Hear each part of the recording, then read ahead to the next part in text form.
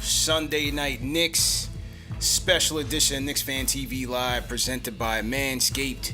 CP the franchise in the building. Tonight's episode, we're going to go through the schedule. The Knicks schedule has just been released, and it's interesting, man. It's going to be an interesting 82-game battle for the orange and blue, so we're going to talk about it on tonight's show. Special guests. Tonight's panel, we got my guy JD Sports Talk returning. JD, how you feeling, bro? Feeling good. Excited to talk Knicks schedule, some big dates, and excited for the show here with Puma. Yes, sir. And special guest making his KnicksFanTV debut, the owner, Art to Ink Tattoo Studio, Uptown Harlem World, and also one of the stars of Black Ink Crew on their 9th season on VH1.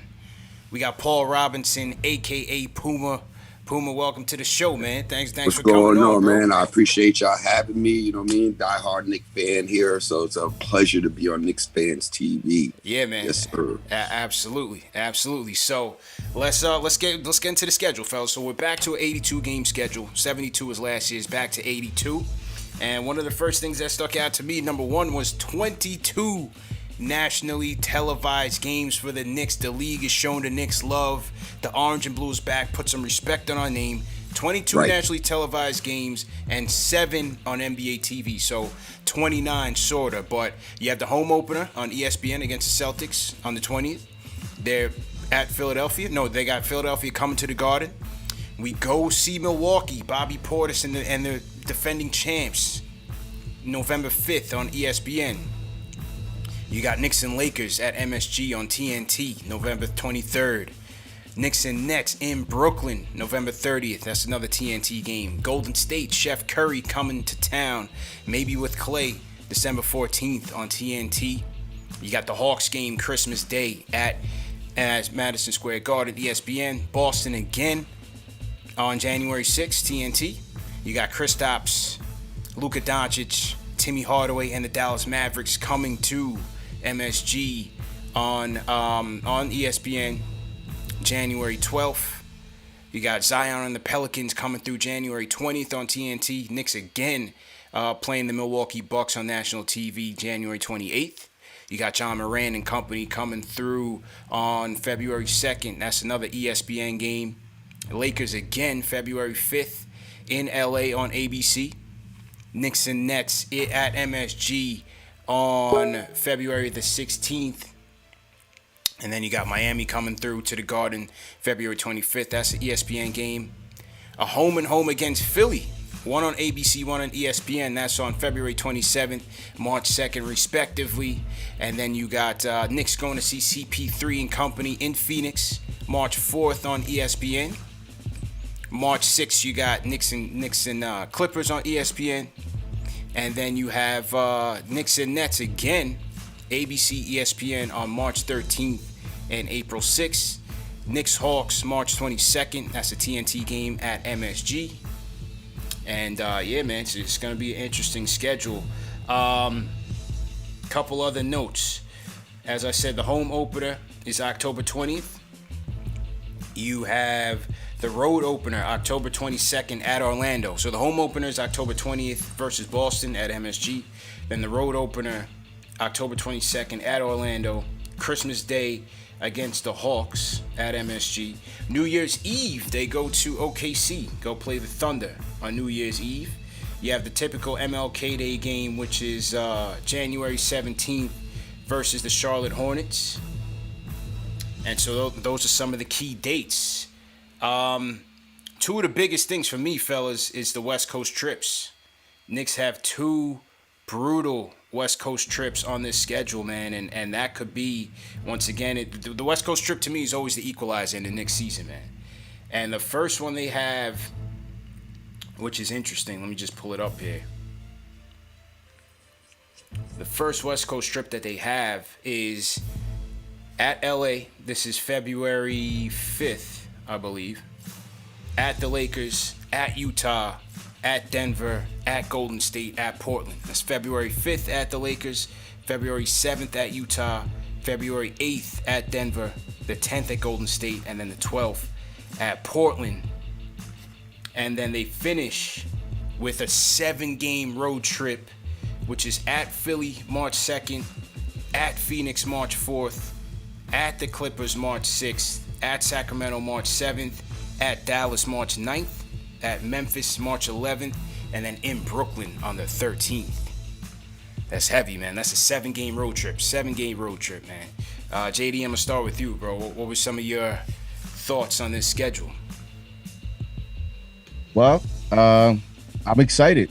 I'm excited about the schedule. From a national television standpoint, the Knicks are 7th highest national TV games. And, hey, the Knicks, we talk about the Knicks being a national story. Well, they're going to have an opportunity this season to have the national media talk about them because they'll see us 22 times and then 7 on NBA TV. And it's an exciting time for this franchise. When you look at also some of the other teams that have national TV games, for example, the Bulls, who had a free agent frenzy, but they only have 11. The Heat had some signings, but they're 13th with only 22. So it goes to show you that as long as the Knicks are something, are relevant and they're solid, they're going to be one of the top teams to watch in the NBA. And out of those 29, 18 are at home.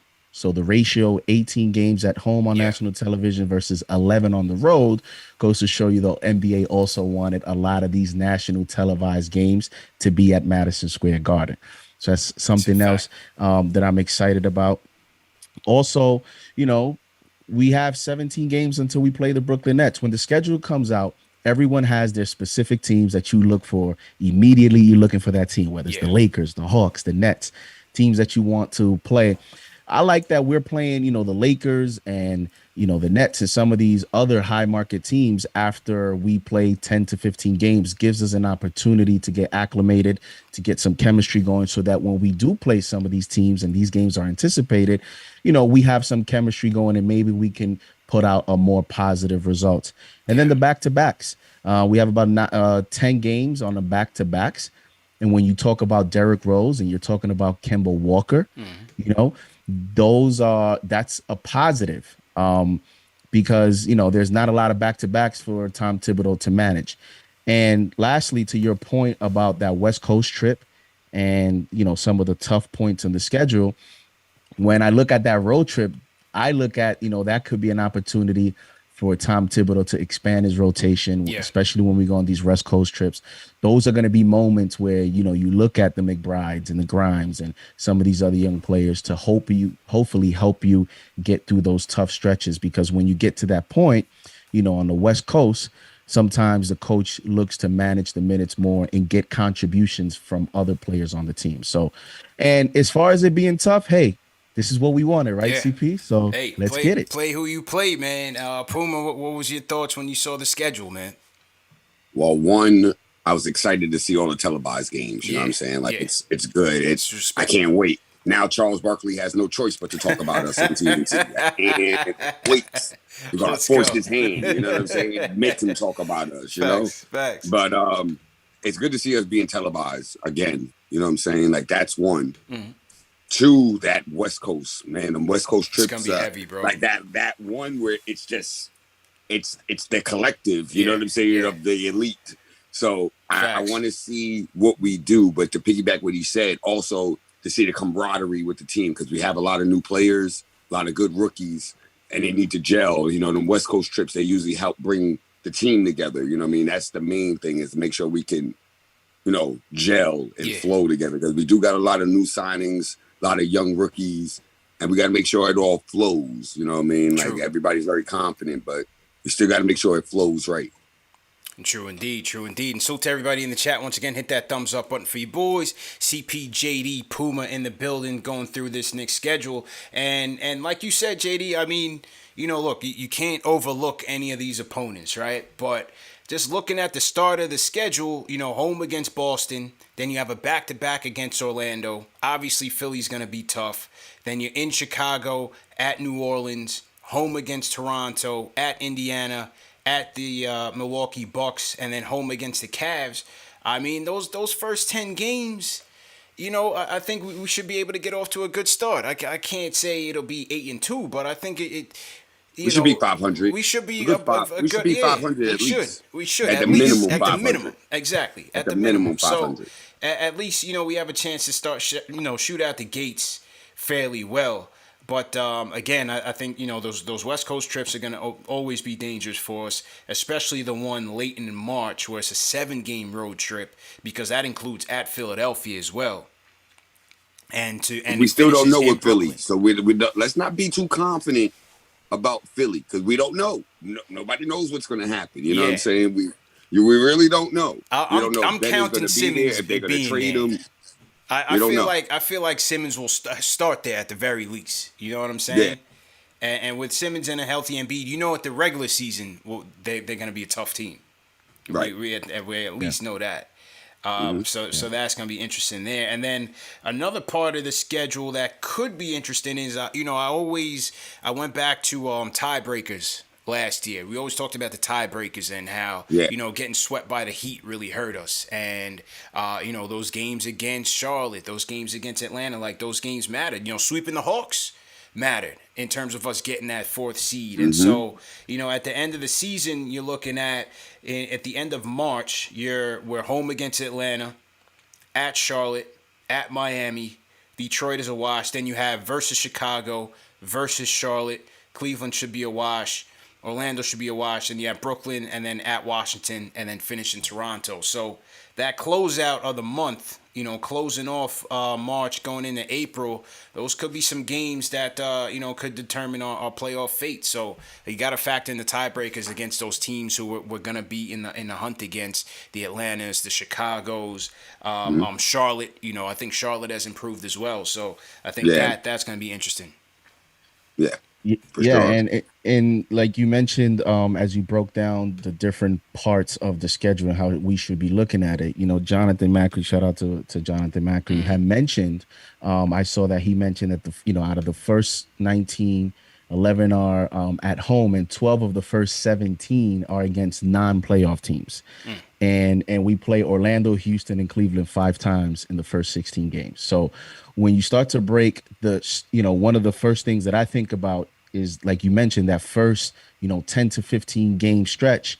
When you look at some of these teams and then you look ahead into the West Coast trip and the other difficult parts, I'm sorry, CP, but there's a little bit of expectations with me, at least, for us to get off to a good start. Like, we have to take advantage of that stretch to be able to create some early separation, so that when we get to these tough stretches of the schedule, we have enough wiggle room to where if we can go, we go on a 2 or 3 game losing streak, it doesn't hurt us as much in the standing. So me personally, 2 things I always look at when the schedule comes out as a whole is the first 10 to 15 games and the last 10 to 15 games, because as you want to get off to a good start.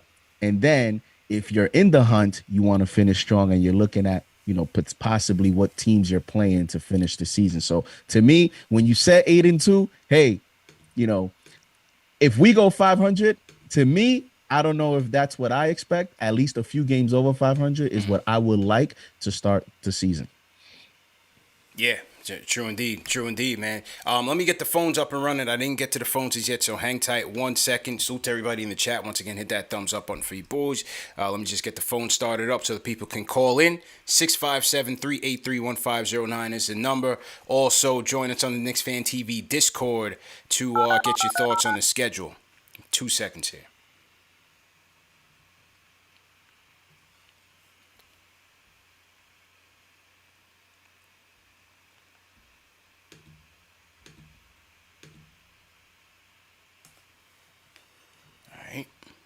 Your show will go live in 5 seconds. Should be good to go. 3, 2, 1. Blog Talk Radio. Okay, phones are up. Phone lines are up. 657-383-1509. So JD, your expectations are through the roof, man. I mean, when you're looking at this schedule, Did we do record prediction? What's your record prediction here based on this early schedule release? Last time we were they pressed us, the caller. I said 49. And today I'm gonna say 51. I'm gonna go two I'm Ooh, gonna my go two man's more. feeling spicy tonight, Puma. I Yeah. see. He's feeling I good see. right now, man. The Hey, confidence is listen. very high. Yeah. Yes. I mean, listen, I just think that, if we're going to continue to project, and Tom Thibodeau was able to do that job with last year's roster, and I think we can all agree that if healthy, this team has improved dramatically. And the reason, and it could surprise many, and I know, people look at it from a grand scheme of things and they want to compare us to the other elites, but we have to put into perspective that some of these other teams, like the Miami Heat, for example, the Los Angeles Lakers, although they are not in the East, but there's a lot of these veteran teams that once they are in the playoffs, teams look to rest some of these players. So to me, Tom Thibodeau is going to play every game to win. Whereas you're Yeah. going to see some, even the Sixers, you're going to see the Heat with Jimmy Butler, Kyle Lowry. Like these guys are getting up there. These teams are more interested in just getting to the playoffs and then we figure it out then. Whereas Tom Thibodeau has proven he doesn't think that way. He coaches every single game to Yeah. win. So I think we'll be able to steal a few games while other teams are worrying about load management. The only player on this team that we should be worried about load managing is Kemba Walker. And I personally believe that he's going to play a lot if he's healthy. I think Thibodeau will play him more than what people are projecting. I hear a lot of 22 to 24 minutes. I think he's going to get close to 28 to 30 if he's healthy. So that's how I'm looking at it. I'm putting a little perspective to it. And again, you got a strong draft, so we think. Let's see what happened in preseason, and Julius Randle. Another year into this system, and I mean, we keep talking about nobody wants to trade RJ. Everybody loves RJ, and I'm looking at it like this is year 3. Let's go, RJ. Lead us to more wins. So I'm looking at everything, and I'm looking at a step up from that. And to me, that's going to lead to 50 to 51 wins.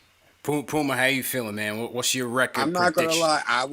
I was leaning more towards like 45, 48. Okay. But what he just said, I sold you, Puma. you sold me for the 50 because yo, man, those Tibbs moments, you know what I'm saying? The defense in them fourth quarters where, teams are just like, let's rest Yeah. and Yeah. chill. And then next thing you know, we catch that little, those sneaky wins. Yeah. So maybe a 50 can come, but I just want to see what we do once it comes to seeding because the East Coast has definitely got a little bit tougher this year, So I There's want gonna to be a see lot of parity, man. I don't even want to say record. I want to see where we're seeded at. You know what I'm saying? Like that's where I want to see. Are we going to be 4th again? Can we go between 4th and 5? Can we go to 3? Are we that good? 3? Can we hit that? I would like to see us hit 3. See if 3 is attainable. I think that all depends on Philly, right? Because Yeah. Milwaukee will be there. All if we're saying if we count everybody's being healthy, we know the Nets will be at the top. We know Milwaukee will be in the mix. I would have to think that Atlanta will be there. Hang on, let me plug my charger in before this whole thing goes south. Give me 1 second here. Got to figure Atlanta will be there, and Okay. And the Bulls. I got to figure Miami will be there, ahead of Chicago. I just think Miami's a lot deeper. I don't like the Bulls' depth. I don't think they have much bench depth, but their starting 5 is pretty decent. And then there's some sneaky points even in the beginning of this schedule. You have November 23rd versus the Lakers versus Phoenix at Atlanta at Brooklyn. That's a 4-game sketch. That's a 4-game stretch right there. That's tough. And that could go either way. That can go either way. That could go 2-2, 0-4, or maybe 4-0. Either way. I would love to see it, man. I would definitely love to see it. I'll go. Last year I sold them short, and I went 26 wins in a 72 Optimistic game season. CP. I'll go optimistic this year, even though, when it comes to the Knicks and the Giants, when you go into the season with no expectations, it turns out better than you thought. But I'll go for the sake of no tomatoes in the chat, JD. You know what I'm saying? We don't want the tomatoes in the chat tonight. Nope. Yeah, I'll go with, I think I said 47 last show, 46, 47. I'll go with a 5-game improvement over an 82-game season. I'll go 47. I'll go 47. I was leaning towards that 48, but I got sold. He sold me for the 50. I got sold on the 50, man. And if is there any chance, and it goes on with my expectations, if there's any chance for my prediction to come true, it has to be a big part of that has to be the start of the season. Yeah. That's a soft part of their schedule. They have to get off strong. Potentially, like you mentioned, go 7-3 or 8-2 for the first 10 and create that separation. And I just think that when you look at some of the other teams that they're going against, as Puma mentioned, I'm looking at what's going to happen with the Sixers with Ben Simmons.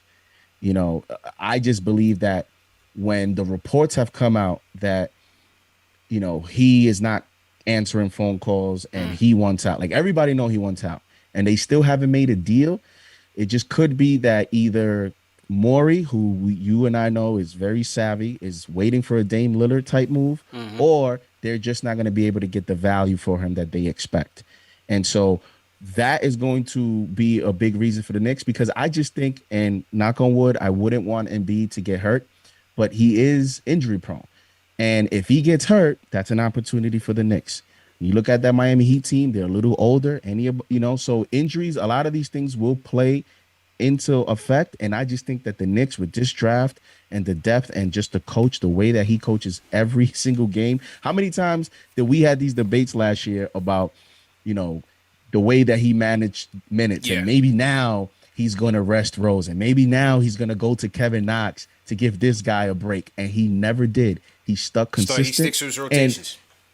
And CP, why would he change this year? No, he has more expectations this year. If anything, he could have handled that last year. Yeah. But this year, with the new additions, he has more expectations. So I just think he's going to ramp it up, and he's going to definitely play every game to win. So 100%. I agree with you 100%, man. He's locked I have in. a random prediction. Yeah, bro. I have a random prediction. I think that Philly will trade Ben Simmons. I think that Andre Drummond signing wasn't for him to play on Philly. I think they're going to package him and Andre Drummond up somewhere. I would not be surprised if it's Sacramento for DeAndre Fox. For De'Aaron Fox. Okay. De'Aaron Fox. Yeah, I would not be surprised. Like, it wouldn't surprise me. Like, I feel like Fox wants out. Yeah. Like, I don't think that Fox wants to be there either. And I think everybody's so focused on Dame that they're forgetting about Fox. True. No, you're right. Halliburton is there. All these people are there. They have so many point guards in Sacramento. There's no reason for Fox to be there. No. And they just drafted Mitchell, and that's why I was kind of confused. And he had a great summer league. He had a great summer league. Had a great summer league. So, yeah, I think Sacramento is going to be in play. I think the Dame thing will certainly be in play, because I feel like that's the only logical star-for-star trade where Dame can still compete. It's got to be Ben Simmons and Andre Drummond, because Ben Simmons for Dame is not equal. Yeah. Well, no, I mean just like as a framework for the package. Yeah. You know what I'm saying? As a framework, because I just feel like of all the teams that would be in contention, Golden State already said they're not going to blow it up for Dame to bring him home. Yeah. So I just feel like Philly is a realistic option, but they did say Sacramento was an option as well.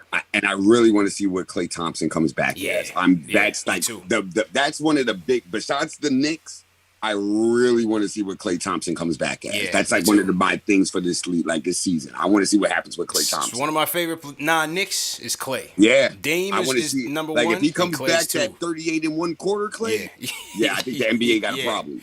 Yeah, Clay's my guy, man, 100%. So I think they're saying he could. They're looking to bring him back by Christmas. So we'll see how that goes down. So to everybody in the chat, once again, hit that thumbs up button for you boys. CP, JD Sports Talk in here, and Puma in the building. Black Ink crew of VH1 Season 9 going strong. So everybody hit that thumbs up button, hit that like button, hit that subscribe button. We are in here heavy. All right, let's go to the phone, see what the people got to say tonight. Let's go to D from North Carolina. D, how you feeling?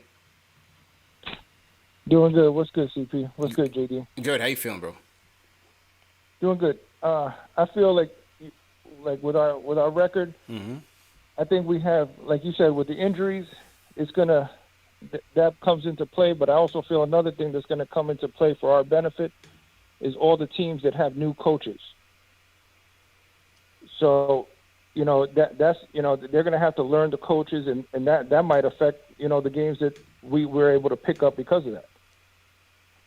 So, you have Indiana, you got Orlando, you got Boston. They all have new coaches in the East. So that'll help us.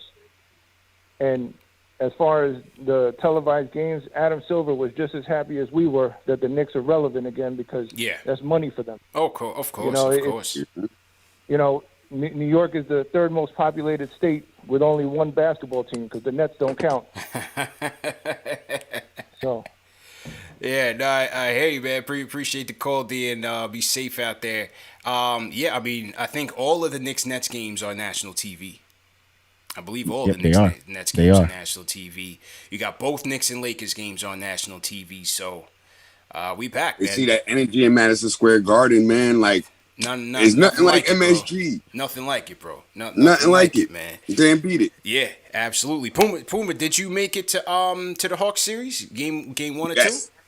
I went to every game, even in Atlanta, except game 4. That's the only one I didn't go. I went to 3 and 4. I didn't go to 5. By the time I got to 5, I went to 5. I was burnt. I was burnt, bro. I couldn't get there.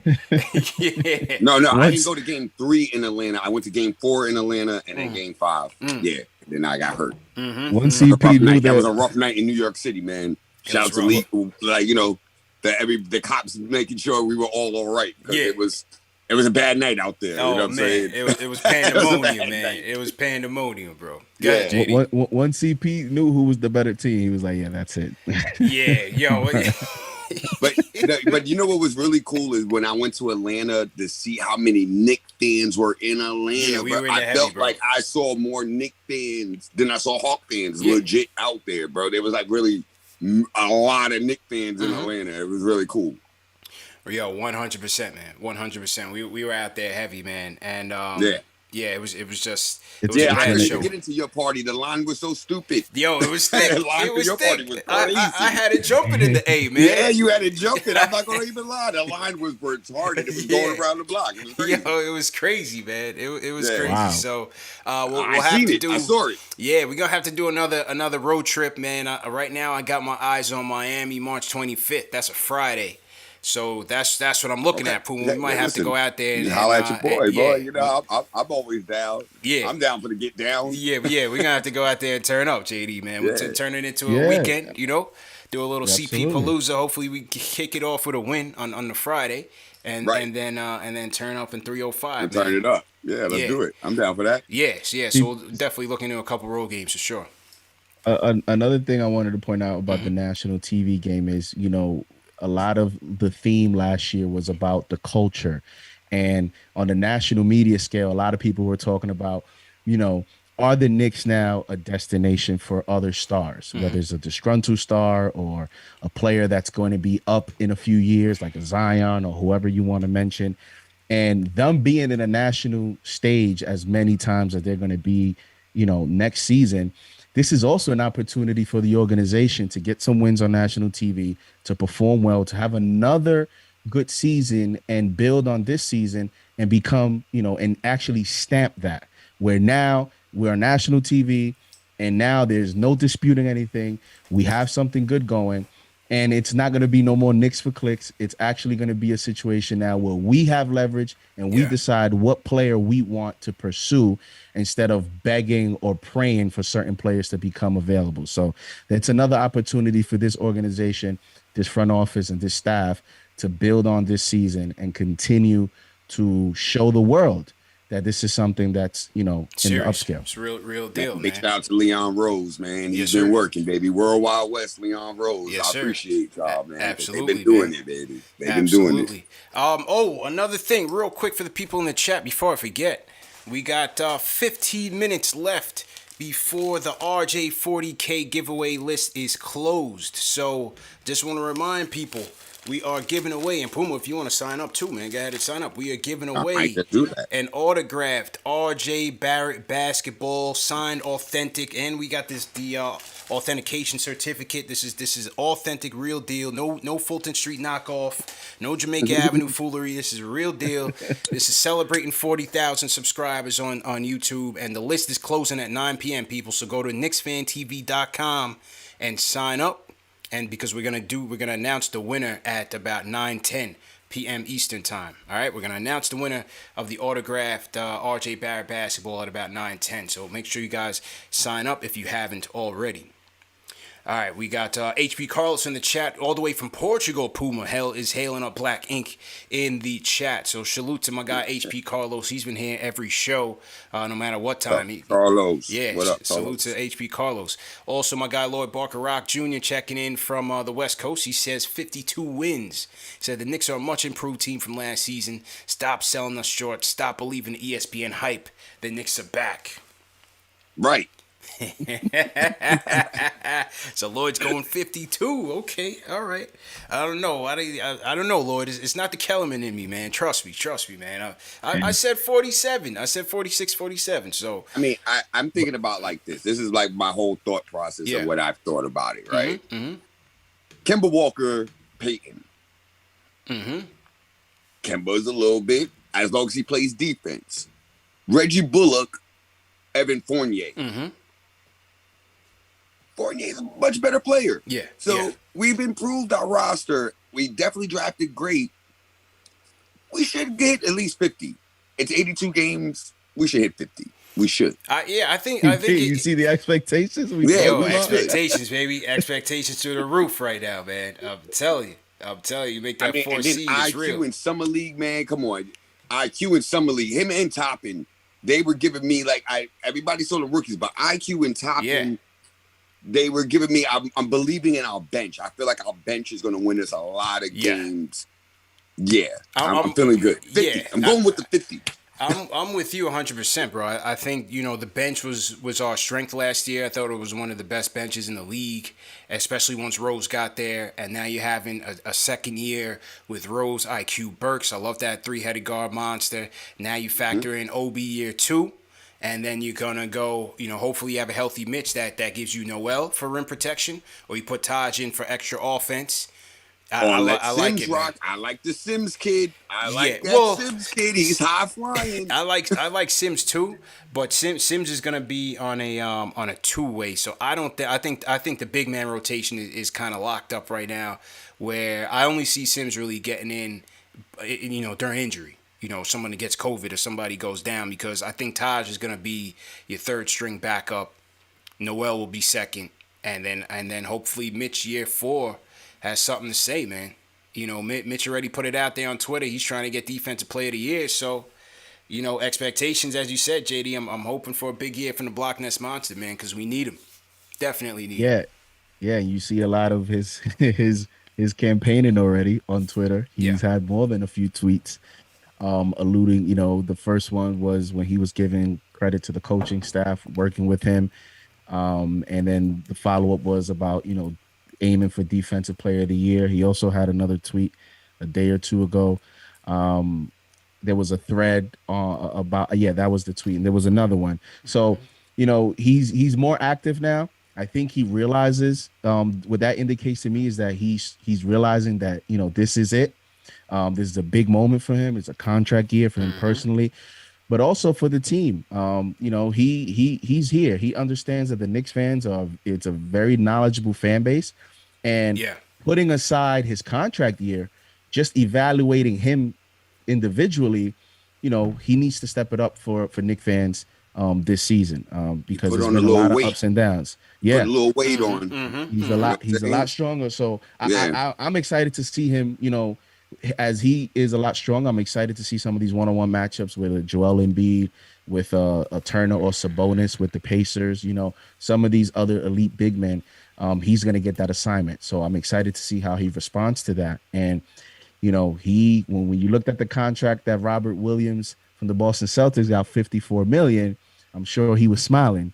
And we'll see what happens. But at the end of the day, if he plays well, we'll see what happens. And I'm looking forward to him making the Knicks think about re-signing him. Make it a tough decision. It's a good problem to have.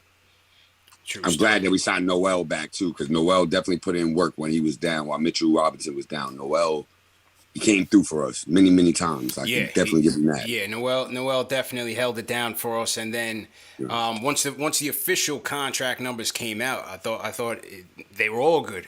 When it was first announced, I was like, man, Noel kind of overpaid. But when you figure that they have full team options on the third year of everybody's deal, they have a full team option on the fourth year of Fournier's deal. And Kemba, they didn't do it. The Kemba, they just gave him 2 years straight, but it's still a cheap enough deal. I just felt like overall their approach to free agency was, okay, run it back, have stability, have continuity, but also don't handcuff ourselves as it pertains to making future moves. They still kept it flexible, and they still kept it competitive. And so I like what they did there in the offseason for sure. Sure.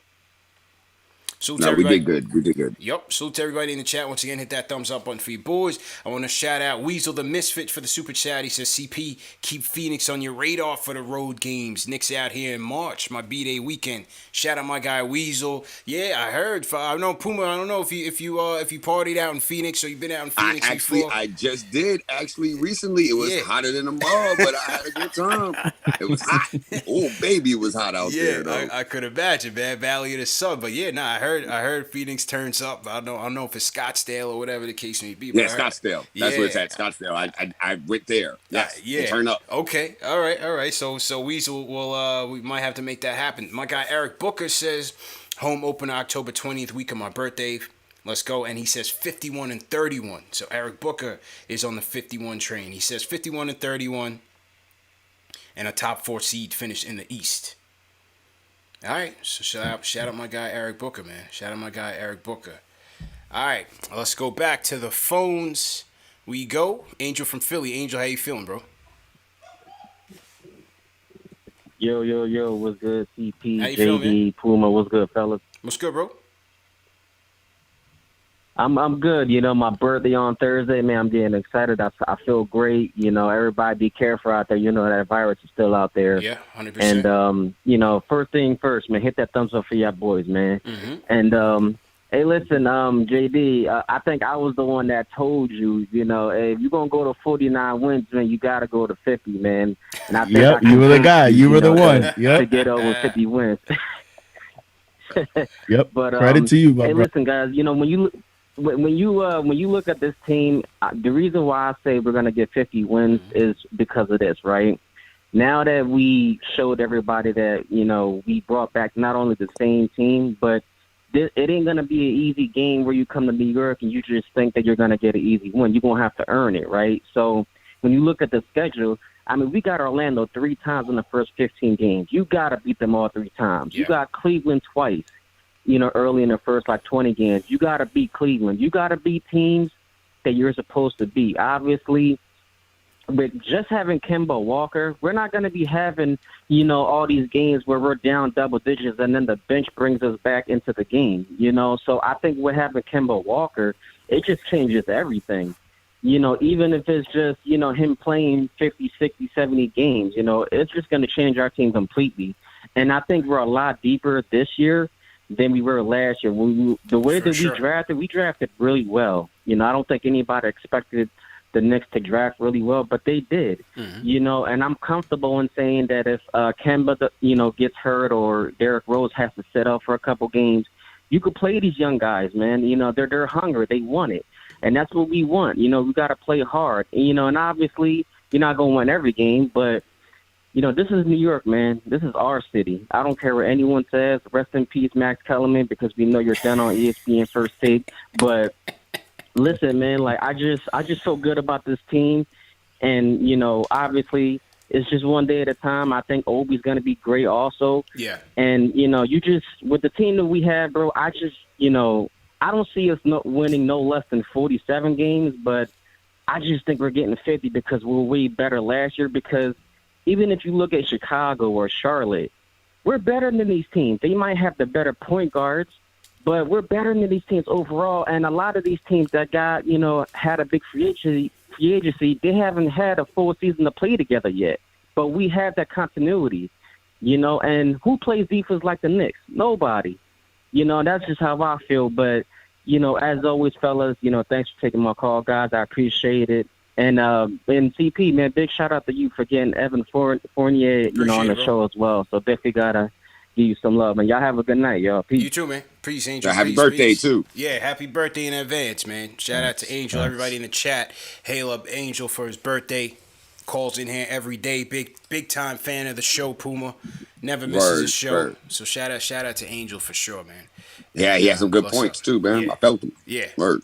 Absolutely. Marky B in the chat. Yes, this is live. We are live. What's going on? So to everybody in the chat, once again, hit that thumbs up button for your boys. CPJD Puma here in the building, talking about this Knicks schedule. Couple other random notes, news and notes. A couple other signings to the roster that the Knicks made official.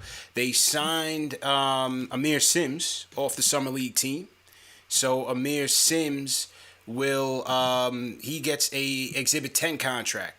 And what the Exhibit 10 contract essentially means is that if he doesn't make the team out of training camp, it basically guarantees him a spot on the G League team, and he'll make a league minimum. I forgot what that number was, but I think ultimately his final destination will be with Westchester. They also signed MJ Walker, JD, who played a little bit in Summer League, played more than Sims and played fairly well, especially on the defensive end. MJ Walker out of Florida State, he'll get a deal, and I believe it'll be the similar Exhibit 10, and he'll end up in Westchester as well. And then Dwayne Bacon's contract was announced. Dwayne Bacon's is a non-guaranteed contract, so we were wondering what the case was going to be with him, whether it was going to be guaranteed and that they were going to make additional roster moves. But Bacon's contract is non-guaranteed, so it's a training camp invite basically, and we'll see where it goes. So I think he'll be on a long stretch, on a long haul to make the team, to the point where they'll have to, forced to make any cuts. But ultimately, probably another Kid Gilchrist type thing where we signed him, and people thought one thing because of the Kentucky thing, and then it was just an invite. Yeah, just an invite. So we'll see there. But they're able to bring 20 players in total to training camp, and training camp starts September 28th. So we're almost a month away, fellas, before we kick this thing right back up. Almost a month away, man. So that'll be interesting. Puma, your thoughts on just the way the offseason went, man, between the draft picks, free agency, getting Kemba, getting Fournier, keeping some of the guys, Rose, Burks, Noel. How'd you feel about it as a Knicks fan? How'd you feel how the offseason went? I mean, you saw all the big signings, and, of course, as a Knicks fan, we sit back and we wait. I was a little on the fence with the Evan Fournier, and then I watched Olympic basketball. And I'm not going to lie, he gave me a lot more confidence. His Boston, when he got to Boston, it was horrible. But then I also remember he had COVID. Yeah, so that's right. That definitely throws you off fatigue-wise and everything. But then watching him in USA basketball with France, he was killing it. Playing great defense, a good hustle. So it gave me a lot of confidence for him coming into the season. Kemba has to play defense. That's what I'm mainly hoping with Kemba. I know once MSG lights come on, he's going to do what he does offensively. Defensively, I'm worried, but I like the signing. I love it, honestly. Brought my boy from the Bronx back. I like our drafting. I like the way we were looking at Summer League. I'm feeling very confident in Obi Toppin. I think that Obi is going to surprise everybody in year 2. I think he may make a bigger jump than RJD. Yeah, and I'm saying it now. I think Obi is going to do something that we're going to be very surprised. I think that he's going to come through this year. I have a feeling. I know he has to wait behind Julius Randle, but I feel like he's going to really help the bench a lot, and it's going to be really surprising. Yeah, I think Obi he will. Toppin. You remember me saying it. I think he will. I think Obi will take a step. The summer league, all first team all summer league. Shout out to Obi. Yeah. And like I said, during summer league, it was just good to see him get out there, get his confidence back. Show off an arsenal of moves. Whether it was back to the basket, you saw him being effective in the post. You saw him in the face-up game attacking. You saw the three ball was a lot better, a lot more accurate, especially in the summer league. So it's just good to see him carry that forward into training camp. But I do have one question though. Like, all right, so if RJ does not, improve, what do we do? You know what I'm saying? Like, I feel like we're kind of holding on to him for, the Zion thing, but what do we do? You know what I'm saying? Like, I love you, RJ. Like, I love you, but there's got to be just another, when you see these Ja Morants and these Lukas and everybody, and they're making that other jump, we're waiting for it. And we want to know what happens. And if he doesn't, then what do we do? I mean, look, I think in 2 years, we've seen a big jump from the rookie year to sophomore year. We saw a jump in his three-point shooting, obviously was off the charts, and his free throw shooting as well. He's just got to continue to work on his game. He just has to continue to work on his game. The one thing for sure is that he's a workhorse. And, look, 17 points per game. What was he at? 17-6, 17-7. He's a plus defender. I think he brings a lot to this team as a role player right now. Yes, we want him to take that next level, right? We want him to get to that star, borderline all-star level. And I think there's still room to grow, right? I mean, he's only 20, right? 20 years old, if I'm not mistaken, or 21.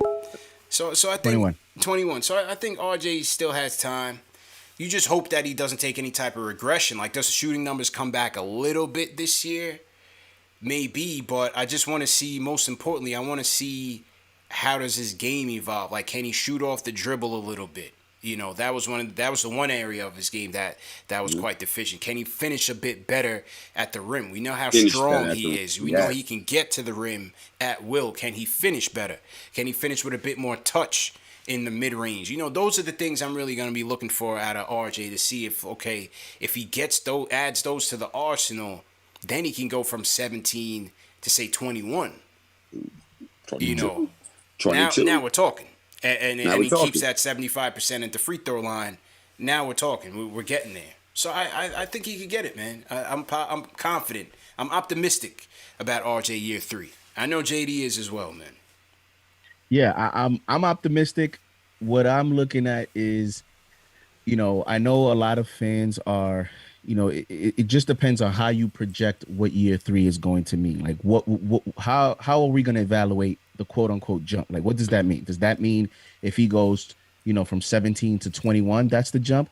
What if he stays at 17 and, like you mentioned, his percentages dip a little bit because he shot 40% from 3? That's like what the Kyle Korvers and like these other guys that get a lot of praise, like that's the percentage that these guys shoot.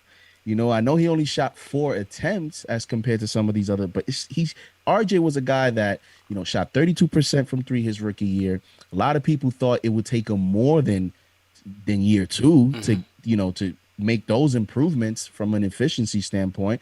So he's already there. We're hoping that he can, build off that. But what if he stays around 17, but he gets better defensively? Like, what if he's taking these defensive assignments? We don't have Reggie Bullock anymore. That's right. And we didn't add Trey Murphy.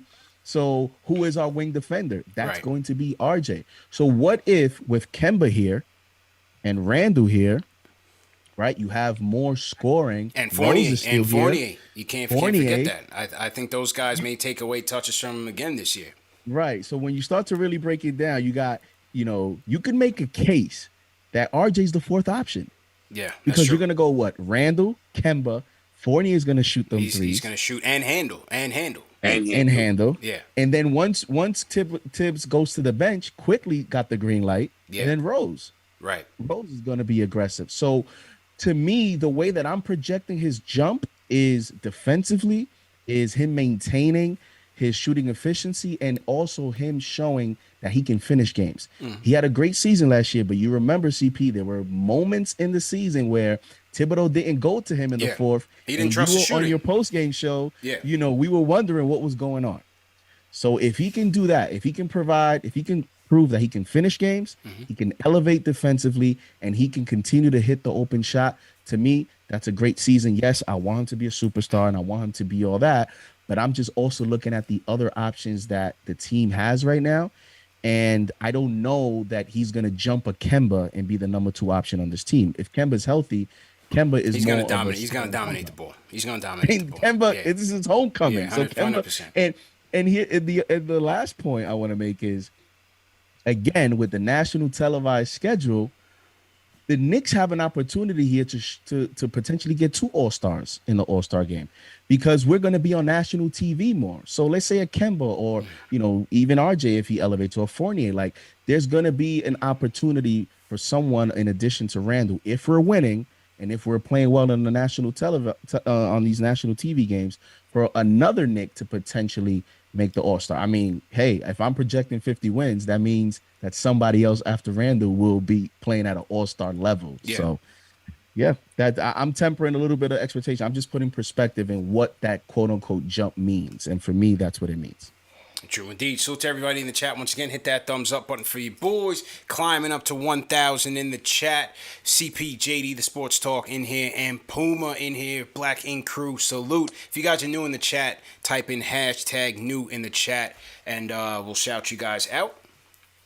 Just wrapping on the season schedule, and yeah, man, just getting it in. Let's go to the West Coast here for my guy Abdul in the building. Abdul, how you feeling, man? Yo, feeling good, my brother. Hope you guys can hear me, man. First and foremost, major shout out to every single last one of you guys. Go ahead and hit that thumbs up for the squad. I do have a few points, sir. Man. I had to sneak into the office. The kids outside wanted me to play kickball, but I'm listening to KnicksFanTV. That's first and foremost. So first couple of points I have, man. I'm fired up, man. Super excited to have Kemba back, right? So we already know what Kemba is. I'm just excited for him just to step into that guarding role and really just be the guard that he's always been throughout the season. I think that's going to be a big step for us moving forward. We know his defense is not going to be 100% top-notch, but we have to be grateful that we have more excitement coming into the guarding, right? So that's one. Me, for RJ, I'm excited to see his jump, right, just coming off the ball scoring. I want to see him do more of that this season, right, because now we have an additional guards who can deliver the ball to him. But let's just see where he's going to be as far as moving around the court, right, finishing that jump shot, right, continuing on that three-point shot that he had. When it comes to Obi, just playing with the confidence that he had in the summer league, but then also coming off of the playoffs last season, right? He's only going to probably get so much minutes, but I definitely would love to see his defense improve a little bit more. I think Tibbs will trust in him a little bit more if that defense can get together. Quickly, just being efficient, right? We know what it is, coming off the bench, just have smart shot selections. We talked about that pull-up jump shot and not always reverting back to the pull-up, right, that little floater. If he can get that jump shot like majority of the guards in the league, that will take his game to another level, but then also have more of an offensive threat when passing it to other people on the team. Mitch, I'm excited for Mitch. Been watching him on Twitter.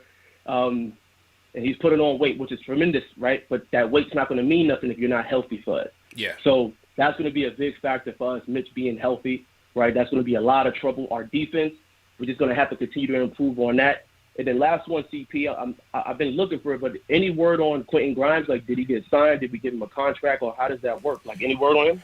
I haven't seen anything official on Grimes. I know McBride signed his deal, but Grimes should be fine. He should be signed up and ready to go before camp starts. There's normally not an issue with the first round picks, so that should be that should be locked away fairly soon.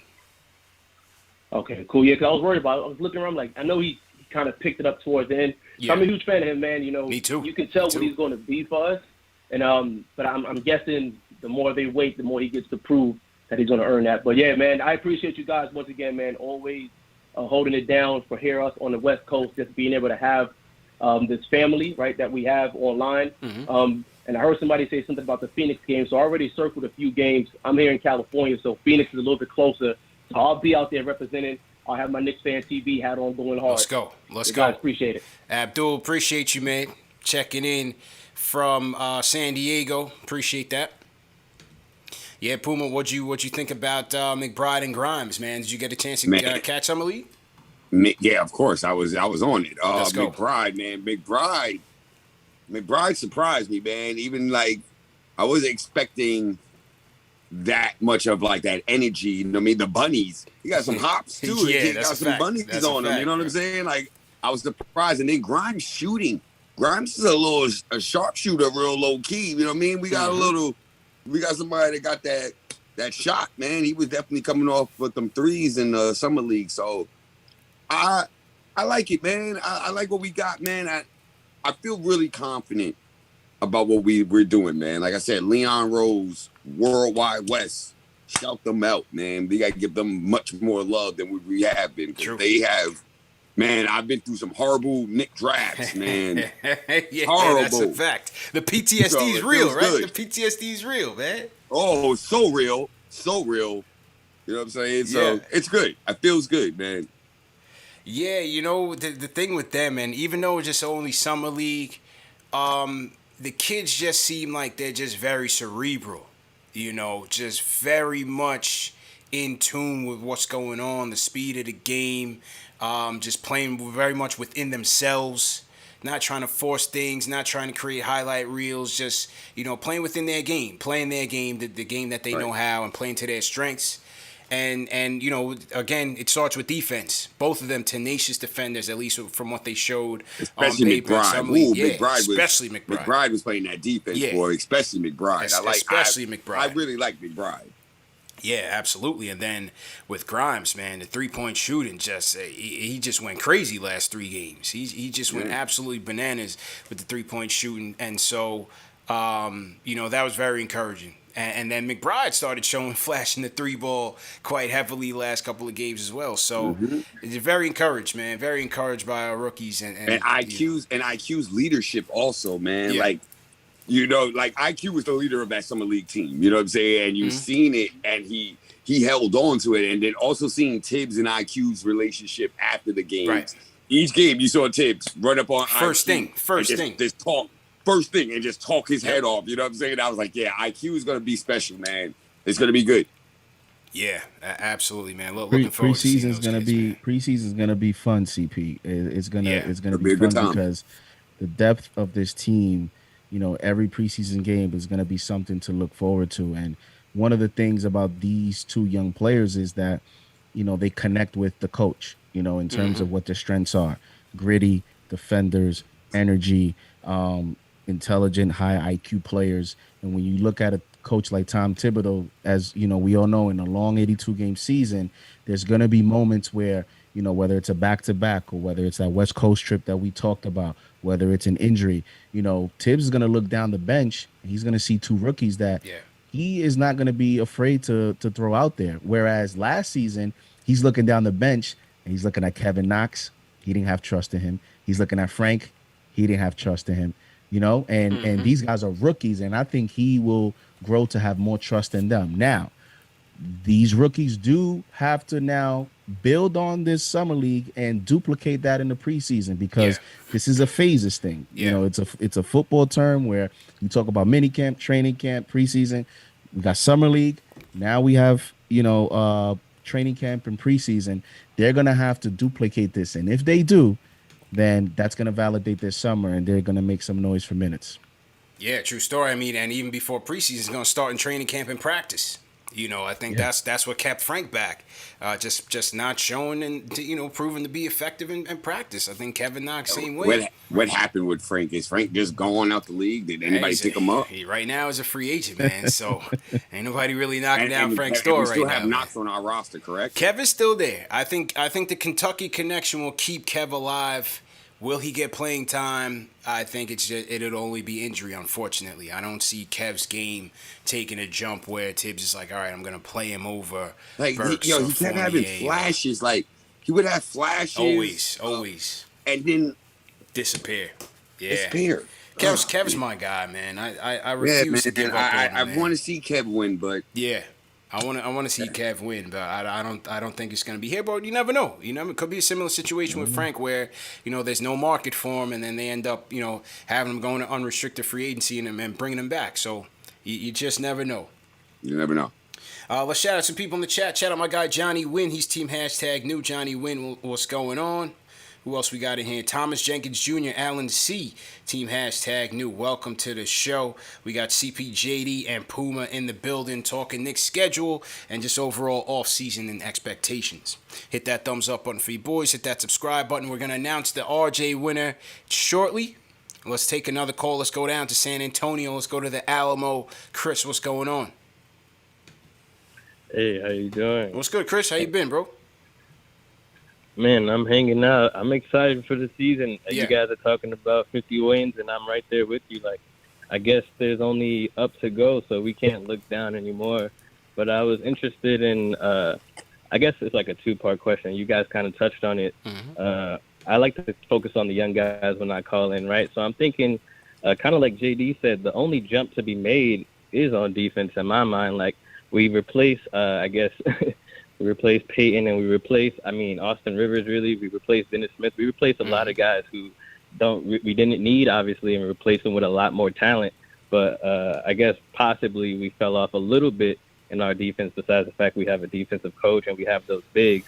But I'm wondering, outside of Randall, who I think is like extremely underrated on defense on the perimeter and in the post, and the other bigs that we have, who's the perimeter guy that we're going to now? Because JD mentioned RJ, and I think that has to be true. But yeah, right. But it has to be RJ. And then so I'm thinking that for Obi not to get 40 minutes, Randall not to get 44 minutes a game, Obi has to step up a lot on defense as well, right? So I'm wondering between, I guess I see how the draft panned out now, where they picked Grimes and McBride, because those guys are going to provide constant defensive energy and practices and stuff to make sure that our guards can't slack off on defense at all or offense. So I'm also wondering, between those young guys, McBride, Grimes, Obi, and RJ, who you think is going to make the biggest defensive leap? You said RJ, but outside of them, we have Kevin Knox, who you guys also just mentioned. Yeah. And if he's not going to get on the court for defense, like I guess he said he has some flashes.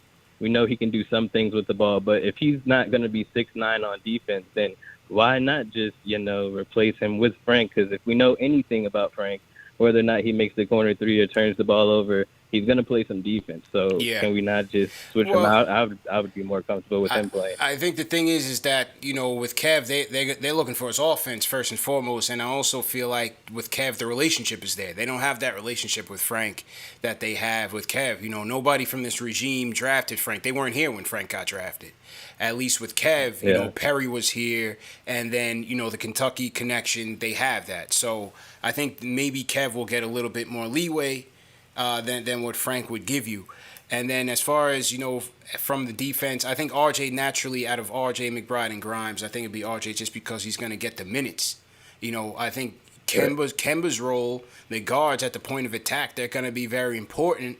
But I think when you factor in our bigs, that's where what's going to set us apart from other teams is that our bigs will be able to kind of shield the weaknesses of our guards, especially Mitch.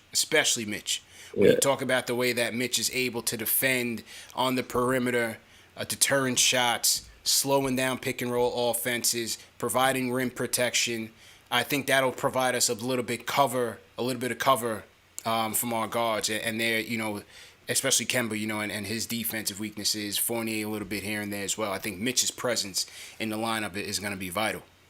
I feel like Fournier's an underrated defender.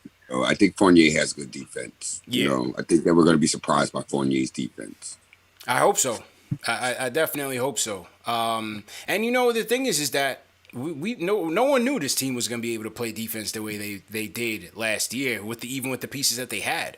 So even though you may think that they would take a step back, given that they lost Bullock and Peyton, maybe not. We'll have to see what happens. We'll have to see what happens there. JD, go ahead and jump in. No, yeah, and there were moments last season, Mitch got hurt, and, we thought there was going to be a slip. Right. And, Thibodeau found a way to maintain that defensive intensity.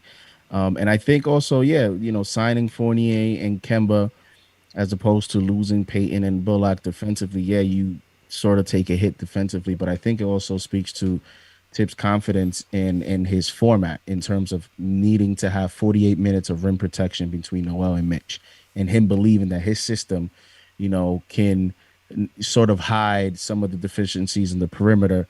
And as you mentioned, having that rim protection will help alleviate some of that. And then hopefully RJ takes that step because, last season with Peyton being 6'4" and Bullock, Tibbs was able to kind of, manage matchups in terms of, okay, I'm going to put Peyton on this guard and then Bullock on this wing or this guard. Whereas when you look at really the starting lineup or projected starting lineup, it looks to me that Kemba's going to have to guard that point guard. And Fournier is going to have to, guard one of these twos or whatever. So like RJ is the guy that's going to be left on an island with, some of these top players. Tibbs doesn't have those kind of, creative weapons this year, but he will have the rim protection to kind of help out. So, I think Fournier gives you a lot of effort. He's averaged a full steal over the last few seasons. And I know people may look at it like, oh, that's a steal, but a steal is a good indicator of effort. And it doesn't necessarily mean that he's a great defender because the steal category doesn't indicate that, but it does, indicate effort. And so he'll give you that. And I'm just hoping that, with them being motivated and the spotlight, the whole New York thing, and then Thibodeau demanding that, a lot of coaches demand that, but somehow Thibodeau demands it and gets it, and he actually gets you to play some of it. It doesn't mean that, Kemba's going to be an elite defender or Fournier is going to be an elite defender. But I think at the very least, he'll have them paying attention. He'll have them try to stick to their assignments. True indeed. So to everybody in the chat, once again, hit that thumbs up button for you boys. The call-in number, for those of you asking, 657-383-1509. CPJD and Puma, Black Ink Crew's finest in the building. Let's get those likes up. Hit that thumbs up button for you boys. We're going to take a couple more calls and then wrap up. Let's go to Jersey. Val, what's going on? Earlier, you guys proved some points, and I wanted to just touch on them about RJ. See, RJ would be able to take that leap like Ja Morant and Luka, but the difference with those guys and RJ is those guys dominate the ball on their team. RJ, we don't even know if he's the second or third option on this team. And I feel like, I'm going to say this, it's going to be controversial, but I feel like everything we get from Randall, we can get from RJ. And RJ can actually play off the ball. RJ can rebound like Randall. RJ's left-handed like Randall. He's 2 inches shorter. It's essentially a weird kind of same player. So if we prioritize RJ the way those Ja Morant, Luka, and Zion's teams did, I do think RJ can be a 24 and 8 and 7 type of guy. And I just want to hear your opinion about it. I love what you're doing with the show, and the Evan Fournier interview was amazing. Thanks a lot. Thanks a lot, Val. I think, when you're comparing RJ to Julius, I think you're selling Julius a little bit short in terms of his shot creation that he had this past season. He was on an offensive bag that he was an all-star because of it. You know what I'm saying? And I think RJ needs to work on that part of his game. Right now, RJ's strengths are on a catch-and-shoot three and, bully ball into the basket and getting those rim attempts. His in-between game, his intermediate game is just not there. And that's where Julius Randle was top-notch for the Knicks because his shot creation off the pull-ups, off the dribble, was there. I think do I have this number here? Hold on. Pull-up jump shots, RJ was effective field goal percentage 34% on 2.7 attempts. I don't think I have Randall's in front of me, but conversely, you brought in Fournier, who has a 53.4% effective field goal percentage on 5 attempts. Kemba, 47% on 8 attempts. Derrick Rose, 50% on 5 attempts. Alec Burks, 53.5% on 4 attempts. RJ's that's the part of his game that he's working on. Admittedly so. This is what Drew Hanlon said that they're working on. I don't have Julius's number, but just from the eye test, Julius was just way better offensively. And that's not a knock on Arthur. That's just the reality. That's just the reality, fellas. I understood what he was trying to say, but same time, it's like, nah, Julius Randle, he put in that work, you know what I'm saying? And definitely, like you said, shot creating, you know what I mean? RJ, we're hoping year 3. Come on now. Year 3, RJ, this is what we need to see, man. More shot creation, you know what I mean? A little bit more aggressive to the basket. Converting and finishing at the basket. Oh, my God, I hate missed layups. If there's one thing I hate on the play there, it's missed layups, and RJ had one too many for me. And that's going to be one of the interesting training camp, and I guess, well, I mean, even if it's a training camp storyline or headline, I guess you won't actually know till the first few games. Is, you know, how does this coach and the coaching staff look at RJ for year 3? How, you know, with Kemba coming in, what is, you know, Tibbs has a lot of weapons now, you can say, right? Where these players need touches. Fournier, Kemba, you know, Randall. You have a lot of scoring options here. How does Tibbs use, you know, the new additions and then also paying attention to RJ's development, give him that opportunity? I want to just see how involved RJ is into the system in year 3, but also with these new acquisitions around him. So, and also, there's one thing we haven't said, but we gotta have to say it. We need Julius Randle to trust everybody too. Because if Julius Randle is not trusting them, he's not going to pass them the ball, and then that's all hell's breaking loose. Then, you know what I'm saying? He becomes the black hole. So he has to start trusting everybody. You know what I'm saying? It took him a little while to trust RJ. You know what I'm saying? So now it's like, all right, can you trust Kemba? Can you trust Evan? Will you pass them the ball? Yeah. That's the other thing, you know? True. Julius, year 1 with RJ, there was nothing there. Year 2, the chemistry was on point. Nothing there. You saw many moments where he would look at him and literally just like, forget it. Go to Peyton. Go to Peyton of all people. And that's why, you know, and that's why I was saying, CP, with the expectations. There's expectations with the fan base, but also remember, when the season starts, you know, all the fans, their mindset is going to switch. And at the end of the day, you know, a lot of us fans remember this playoff series, right? In terms of the way that they finished some of these lopsided games, some of the criticisms of Thibodeau with terms of adjustments and all that stuff. Now he has a little bit more offensive weapons, so he's going to be looked at, you know, early on to see how he implements everyone and how this team gels, who's going to be option 1, who's going to be option 2. You know, this is going to be an interesting job this year for Tom Thibodeau. And I tell you one thing, if he's in the running again for Coach of the Year, then, I mean, what can you say? So it's this Knicks team has a lot of storylines. It's a very interesting team. And, you know, I can't wait to see how it unfolds. True story. All right, let's go. Got a couple super chats came in. Angelo Carlos sends a super chat. He says, salute to the crew. Salute to everyone in the chat. Excited for this season's post games just as much as the games themselves. My guy Angelo checking in from Las Vegas. He was out in some league holding it down. Hoodie's vintage. Puma, I think you know Hoodie's vintage. He's always at the Garden. Decked out in the latest and greatest, or sometimes the vintage, you know, vintage Knicks gear, always fresh. He says, super excited about the season in depth. I am hopeful that Tibbs doesn't burn the vets out and thinks long term. Side question, will minutes be an issue? I don't think minutes will be an issue. I think you have your set core. You replaced Peyton and Bullock with Kemba and Fournier, and the rest stays the same. I think the rest stays the same. But what about like Alex Burks in them fourth quarters, man? He's in. Well, who finishes? You know what I'm saying? Who finishes could be in question. Yeah, right? Like them fourth quarters are going to be different, man, because you know, Alex Burks was definitely coming through for many games for us in them fourth quarters, man, before he went down. So, like, I'm expecting Alex Burks to be in the fourth quarter. Like, he's going to be on the court. So, that's RJ going, correct?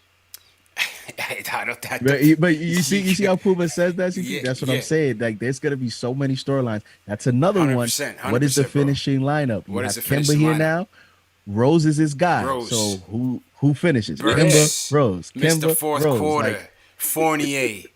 You know, what Tim showed you last year was that, again, like JD said, there was times when he didn't trust RJ shooting. And he went with Burks, Bullock, IQ.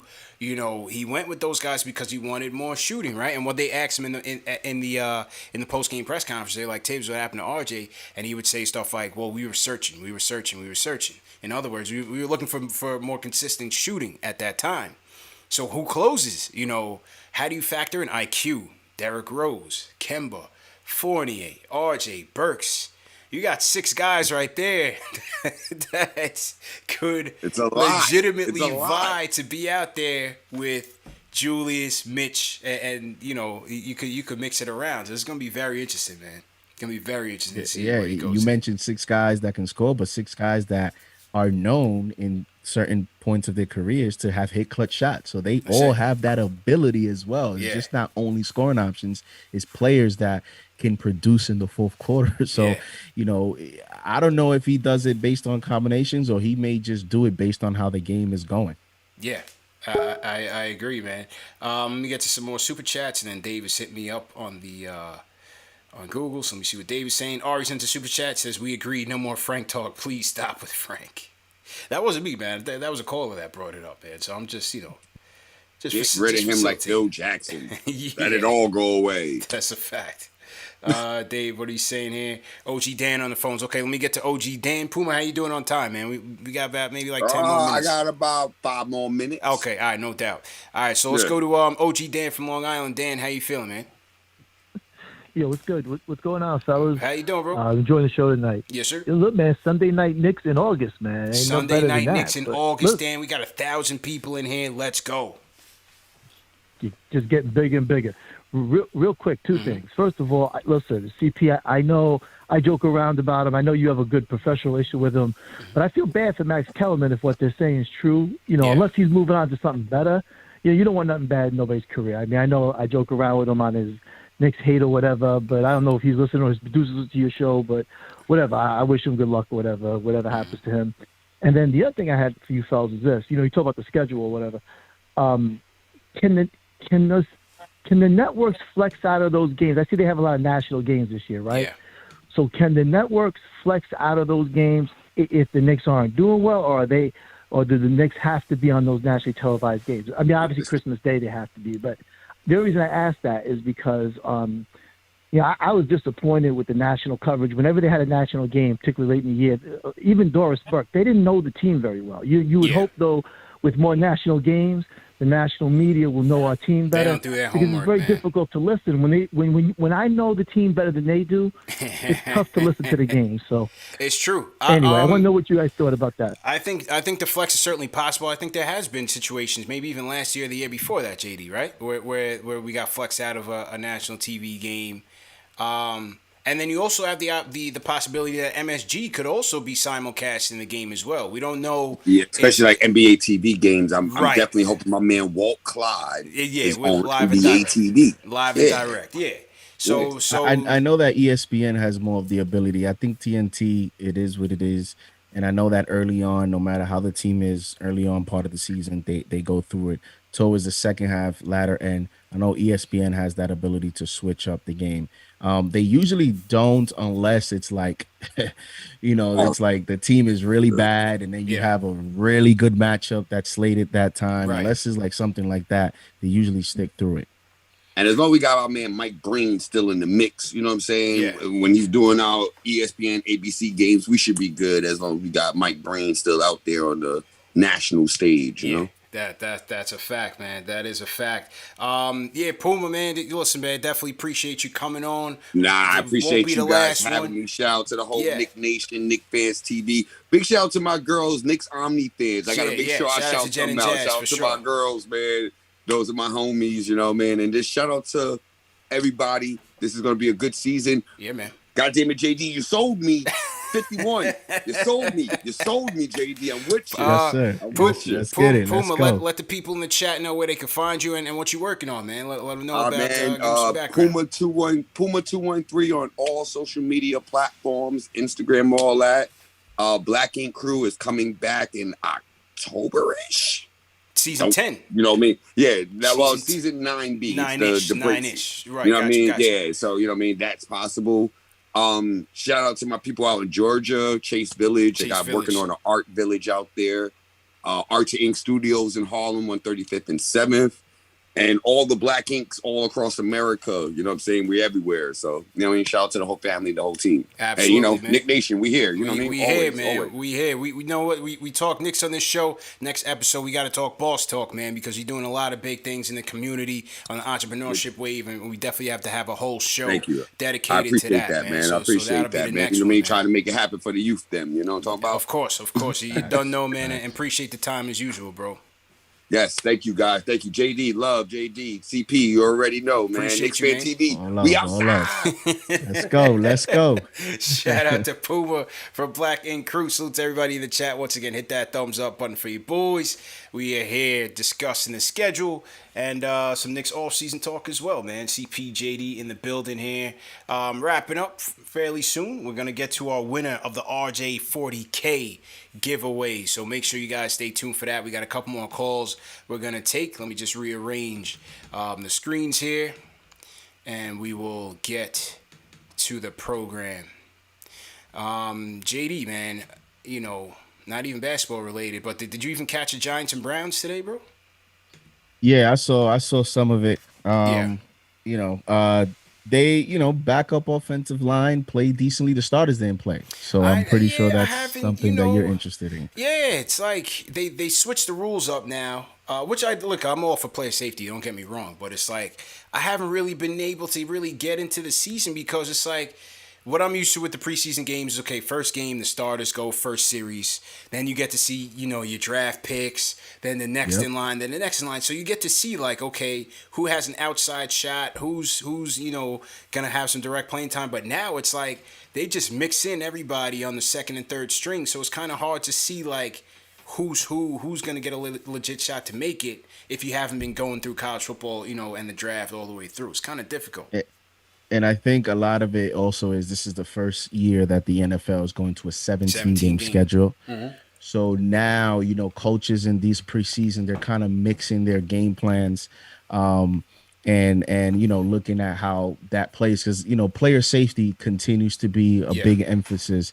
And, there's speculation now, CP, that it is inevitable that the league will go into an 18-game preseason season. And if that happens, what's going to happen is the preseason will be just, for player evaluations. And I just foresee a future where starters won't play preseason games and we'll just have to wait to see for the season. Now, as far as the Giants, it's looking like their next game against the Patriots will be the quote unquote dress rehearsal. Mm-hmm. And the starters are expected to play at least a quarter or a half. So, and now, in terms of relating it to the Knicks, this period right now is, kind of like that little dry spot. So once the NFL season starts, it kind of helps me cope with the waiting game for the Knicks. So I can't wait for the NFL season because then, more sports is back.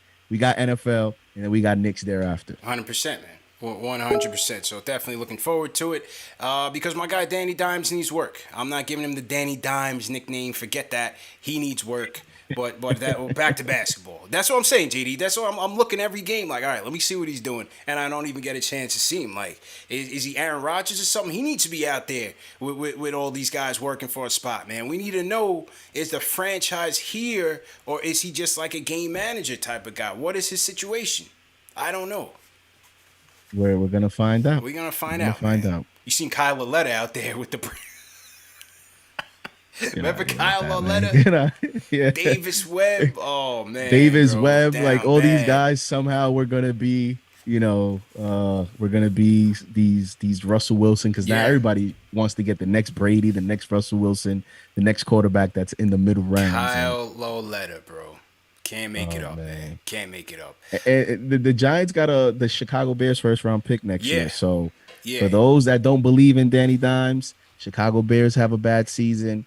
And if the Giants don't, then you have an opportunity in next year's draft to, possibly get your next franchise quarterback. Yeah, 100%. And so the Bears are there, wavering between Dalton and Fields. And I'm just like, just make a decision, man. I just need to see you guys go down the tubes and give us that first round pick. You know what I'm saying?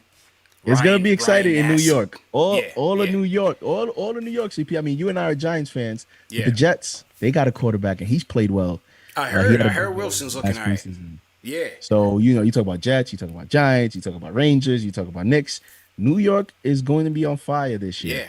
Yeah, 100%, man. I got my fantasy football draft on the 7th. And that's another thing, too, why I'm like, I got to get into the preseason right now because I'm just not knowing who's who out there because the starters just aren't playing, you know? Like, where do you draft Saquon in this draft when he's not coming back until week 3? You know what I'm saying?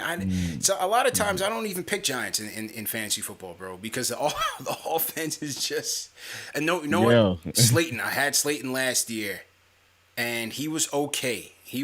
Wasn't great, but he had some moments. But that's the thing with the Giants offense. You just don't know. I'm not picking Danny Dimes or any fantasy stuff just because I just think that with their offensive line, they're just going to manage his plays, and he might be a game manager. He might be a very good one. Yeah. But I don't expect huge stats from him this year. Yeah. All right, back to basketball. A couple more calls before we wrap up. We're gonna go to Marcus, Zay, and then we're gonna wrap with J Boogie, the closest in the building. All right, so Marcus, you up first. What's going on, bro? Yo, everybody, what's going on? How y'all doing, man? How you doing, bro? Yeah, I'm chilling, man. Just can't wait to the season start. Yo, hold on, Marcus. You gotta fix your phone, man. You gotta fix your phone. I'm not sure what's going on. Hello, you hear me? Yeah, loud and clear, man. Loud and clear. All right, yeah. Just hoping that Kimba stay healthy, man. Just can't wait to the season, man. But here's the thing. Like, I think they should have looked into also add some more shooters, like guys, like bring back Doug McDermott. Bring back another guy. You should bring back Kylo Quinn. What's your thoughts on that? I mean, you got Fournier. If I'm going between Fournier and Doug McDermott, I'm going with Fournier, and we're good on that. And Kylo Quinn's not helping us, bro. He's not helping anybody in the NBA. He's not in the NBA right now. So I think we're good with what we have. We have a solid enough front court depth. We got Obi, we got Noel, we got Sims, we got Taj. Kylo Quinn wasn't going to be an X factor for us. And then, I think we increased our shooting. We got Fournier here. We got Burks back. We have 2 rookies who can shoot the 3 ball well. I think we did fairly well in the shooting department. Let's just see what happens. Again, RJ year 3. Will he be consistent there? Will Julius be consistent there? If so, I think we will have helped ourselves in that department. And I mean, Doug McDermott signed for $42 million. Yeah. I mean, once you get to that 40 range, give me Fournier who can create, can create and do other things on the floor. Right. I mean, listen, McBuckets had his chance here, man, and he didn't do it for me, man. So I was against any type of Doug McDermott acquisition here in free agency. Well, good luck to him. Usually those things don't play out either. Like Second the whole time around? returning to the team. Nah. It's played out for Rose. He's been the only one. That's it, man. And you can make the case he had a little excuse the first go round because he was, coming back from those injuries and then, everything that was going on with the coach and the team and all that stuff. So other than that, give me Fournier. Marcus from Queens, so he might know Kylo Quinn. Because I'm wondering, Kylo Quinn, he's from Queens. Kylo Quinn is from Queens. Yeah. So I think there might have been an agenda there. I'm just guessing. I don't know you well, Marcus. I don't know. Maybe Quinn called him. Yeah, maybe Quinn called him. KnicksFanTV. He's in Turkey right now. Maybe he called him like, yo, throw my hat in the building. KnicksFanTV, they might have some influence, No, not Kylo Quinn, man. Not Kylo Quinn. All right, Zay from Maryland. Zay, what's going on, bro? What's going on, guys? What's How y'all good? doing? It's chilling. How you feeling, bro? Good, man. That was a good laugh. He said Kylo Quinn and Doug McDermott. I think that might be his cousin, man. I think he's thinking, KO and Doug McDermott, they had a little chemistry when they were here. Little chemistry. Yeah, I'm thinking he's missing those little backdoor passes. He's missing the back doors, but Marcus has to understand we've upped our standards now. Those are the old Knicks. Those are the lottery Knicks. You know what I'm saying? This is playoff basketball time. The tomato started flying. That's kind of what I wanted to. Yeah, that's kind of what I wanted to touch on, though, man. Like, look how far we've come, man. Yeah. Not too long ago, we were hyping up Doug McDermott and Kylo Quinn, and our team looks a lot better talent-wise. Like, this is the first time 1 through 15. Like, we really don't know where the time is going to go. We don't know who's going to get what minutes. Like, and that's a good problem to have. What that tells me is there's more to come. I feel like that's why, you know, I think there's more to Julius Randle taking the contract that he took. He must know something more than anyone else on the team if he took such a cheap contract about what's going to happen down the line. But ultimately, I think my biggest thing is for next season, RJ is the deciding factor. I think Tibbs is going to try to mold RJ pretty much into Jimmy Butler 2.0. And he's going to pretty much primarily be defense. And RJ could also go back to just playing his old style, just kind of running the floor, just playing his own game instead of being on the corner shooting threes. We got enough shooters now. Now RJ can kind of facilitate more, if that. But our biggest outlier is RJ turning to Jimmy Butler 2.0, or not necessarily 2.0, but kind of getting into that defense first mindset. Yeah. And then also Julius has to, I don't care what happens, he has to pass first. Regardless of what, he can get his buckets later, but pass first. Let the rest of the team eat, and then he will do a lot better with his numbers. His numbers will continue to grow. If anything other than that, he's going to plateau, and people are going to be ready to get him out the door. So, I mean, that's what it is. But as far as the schedule, we good. I'm calling 50 games. 50 games for Zay. Okay. Appreciate the call, Zay. All right, so Zay's optimistic. CP, I think you're the lowest guy tonight. The win total. I said 47. I'm in the area. I'm in the neighborhood, bro. I'm in the hood. I'm there. No, yeah, you definitely in the neighborhood, but that just speaks to, man, the expectations. Expectations. I'm telling you. I'm looking at the chat. I'm shedding a tear, as you know. I'm looking at all these names of, you know, the caller was talking about how far we've come, and I'm looking at some of these names the chat is throwing out. Oh yeah, they throwing it back. Players. Yeah, they bringing everybody back to the barbecue. I'm seeing Greg Butler, Gerard Mustaf, Marty Collins, Ron Baker, big Marty Collins, man, Ron Baker, the shot Norris. maker. Oh man, he said bring back Sean Williams. Salute to Cardi 151 in the chat, says peace KFTV. What's going on with Bacon? Is he in or is he out? Been here from the beginning, and I'm loving the come up hashtag. We finally here. Yeah, so I said earlier on the show that Dwayne Bacon, he's on a non-guaranteed deal, so it's just a training camp deal. Will he make the team? I mean, stranger things have happened, but you got to figure that they would have to make a move to accommodate him. I don't have the depth chart in front of me, JD. I don't know if you have it handy right now to see who we have on the roster right now, but I think we're pretty full. I think we're. Pretty full. According to this man, we have 1, 2, 3, 4, 5, 6, 7. Remember, Sims is on the two-way, so don't count him in the 15 in the 15 man. Sims is like he's like 16, 17 technically. So and how about Luka? Luka's on, so he's part of the 15. Right, so you got Kemba. Yeah. Luka, Obi, that's 3. Mm-hmm. Rose, Mitch, 5. Mm-hmm. Randall, Quickly, 7. Nerlens Noel, 8. Mm-hmm. McBride, 9. Knox, 10. Mm-hmm. Grimes, 11. Taj, 12. Mm-hmm. Fournier, 13. Burks, 14. Barrett, 15. 15. So that's 15 without adding. That's 15 already, right? Yeah. And then I said Sims already has one spot of the extended roster. So Sims is on the two-way. You figure maybe the other Sims gets a two-way maybe. I figure Aaron Sims, say Sims or Walker get the other two-way maybe. Right? Yeah. And then you already counted Vildoza in that 15? Yep.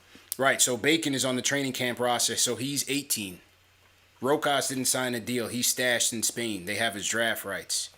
Yep. So then if that's the case, then we have 2 more training camp spots open. Right? Unless you factor in MJ Walker, who's 19. Yeah. Yeah, because I counted 15 without adding both Sims and without adding Bacon. Sims, Bacon, Walker. That's 19. So you have 20. They have one more spot that they could offer up on a vet minimum deal for a training camp roster, but it's set. The roster's set. Yeah. So in other words, for Bacon to make the team, they either got to get rid of Knox or get rid of Knox. They're not getting rid of Vildoza. I don't think they're going to get rid of Vildoza based on the money that they paid him to come here. Nope, and you would have thought they would have gotten rid of him by now. Yeah, I don't think they're going to do that. There was plenty of opportunity to do that with some of these signings to create cap space. Yeah. There was opportunity to do that. You know, the guy got hurt, and they still keeping him after summer league. He's still on the team. We talked about the money they spent with the fee to get him. I think they're going to give him a legitimate shot to at least stick on the roster here in preseason. Yeah. Yeah, so that the roster, I mean, the main roster is pretty much set. I think it's pretty much set. So I don't think Bacon will end up making it. But again, stranger things have happened. Knock on wood. You hope everything stays healthy. But you know, I think just like Gilchrist, you know, you sign these players because you like the player, right? Mm-hmm. There's something that you saw that you like, so you sign them now, and what you do is, you know, it gives you an opportunity if something catastrophic happens, somebody gets hurt, you know, one of your wing players gets hurt, then you already have somebody to kind of slide in there. Other than that, no. Yeah, I agree with you there. All right, JD, so we're going to close with the closer. We're going to give away the ball, the RJ basketball. We hit 1,000 people in the chat. Hit that thumbs up button for you boys. We only got 531 likes. Let's get up to 1,000 before the show's over. CPJD here. We just had Puma from Black Ink Crew in the building. We had a special guest. We were breaking down the schedule, talking all-season talk. Great show. Let's close it out. J Boogie, what's happening, bro? Salute, salute, salute. Three capital S's. First thing first, before I go any further. Can y'all hear me clear? Loud and clear, man. Always loud and clear. What's good, bro?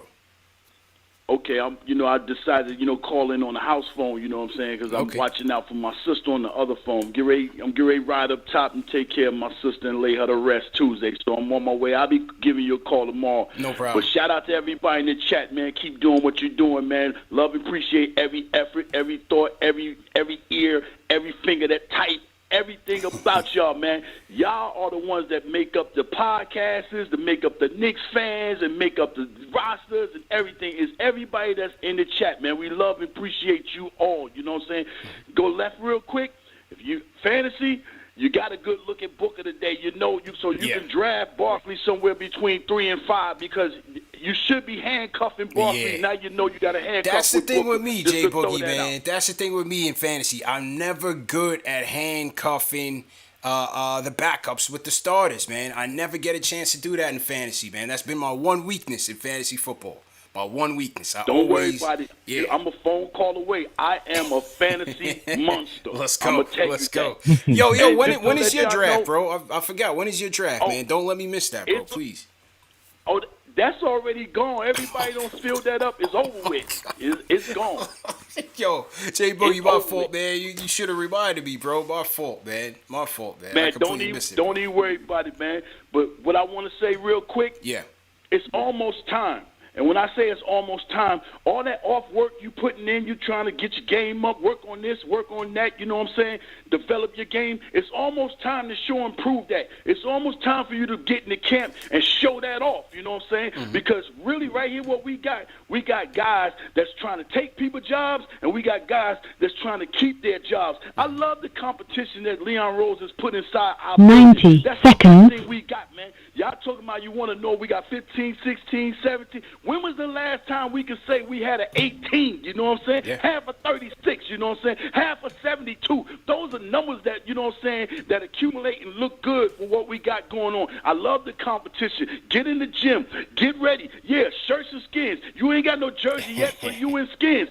Take somebody's jersey you want to get on the court. And if you got a jersey, you're trying to make sure somebody that's in skins. 60 seconds. We are completely deep. You know what I'm saying? You got Derrick Rose pushing Kimball. You got McBride pushing all three of them. You got RJ, you got Burks, you got Evan, we got all those scenarios around the 2 and the 3, you know what I'm saying? We are so deep. And then you got Obi, he pushing. You got the centers, we pushing, you know what I'm saying? And the coaching staffs, they pushing them. So I love the situation we in, man, you know what I'm saying? I can't wait for the camp to start. And yeah, they gave us our respect, gave us some games, you know what I'm saying? How we supposed to be rightfully on TV. You shouldn't have never took Christmas away from us. I don't care how bad we was playing. Ain't no Christmas better than New York city Christmas, the ice capades, the snowballs, you know what I'm saying? The fashion. You see the old ladies wearing the pea coats and hats and stuff. Ain't no city better than New York. So we back on Christmas Day, man. 10 Love it, seconds. appreciate it, man. But shout out to everybody, you know what I'm saying? Keep doing what you're doing, man. It's a beautiful day, a Sunday, a blessful day. Should have been family day. And don't be mad, oh, man, I got to go to work Monday. Be happy you got a job to get up and wake up and go to tomorrow, you know what I'm saying? So salute, salute, salute. 3 capital S's. I love y'all, man. Keep doing what you're doing. Protect yourself. That thing is still out here. And you know my routine, you know what I'm saying? Fathers, love your kids. Mothers, love your kids. Husbands, love your wives. And wives, love your husband. That's family. Shout out to my man, you know what I'm saying? Griselda. That's my young boy, you know what I'm saying? Right there. He coming up. He on the rise right there, you know what I'm saying? And you know, of course, I got the young Lloyd Banks, you know what I'm saying? And shout out to our baby girl. She's somewhere wondering woman flying in a hot jet. And shout out to my man Super Dave, man. Keep doing what you're doing, man. Salute, salute, salute. 3 capital S's. And he's out of here. Throw a 5 in the chat for J Boogie laying it down once again. Salute to J Boogie. Calling on the house phone, man. Sounded crystal clear, man. Sounded crystal clear. Let's go. Shout out to Ash. Ash is on her grind. She's on her Sports Illustrated grind. But she just hit me up tonight. She's ready to go for the season. Ready to go for the preseason. Hopefully these Knicks are ready to go, man. These Knicks are definitely ready to go. Great show tonight, JD. Let's give away the ball. Salute to the people. If you guys haven't already, man, as J Boogie said, make sure you go out and catch that Evan Fournier interview. The first interview, JD. The first one. Where did he go? He didn't go to the papers. He didn't go to ESPN. He came to speak directly to the people. He's a man of the people. And you know what the best part was that a lot of people got some insight into who he was, who he is as a player, how he approaches the game. You know, we gave him that. We gave him that. And that was big, man. I appreciate him for doing that. Definitely appreciate him for giving the time. Appreciate the fans for recommending KnicksFanTV for Fournier. But, to get that interview first, that was big. That was definitely big for the platform. So everybody who participated in making that happen, definitely want to shout you guys out, man, because that was a major milestone for KnicksFanTV. 100%. 100%. Absolutely, man. It was a huge. I told you privately, it was a big moment for the platform, for the brand, but also for the fans. The fans helped get KnicksFanTV to this point. And I was happy that he was able to get the opportunity on KnicksFanTV to connect with the fans. It was a live show, so it wasn't a pre-recorded thing. It was a live show, and we were able to, get some insight into a lot of great questions that you asked, in terms of what is he looking to improve in his game? What is he looking to add? The whole, even the number thing, what was his process in choosing the number? SNY's account reported that after, he said it here on KnicksFanTV. And even I thought it was actually pretty cool. Even the moment where he was looking for his headphones and, the audio thing, I thought it was pretty cool. The way that, you handled it, the way that he handled it, those are like real moments that connect with the fans. Yeah. And I just love this insight. And he seemed genuine. He seemed honest. True.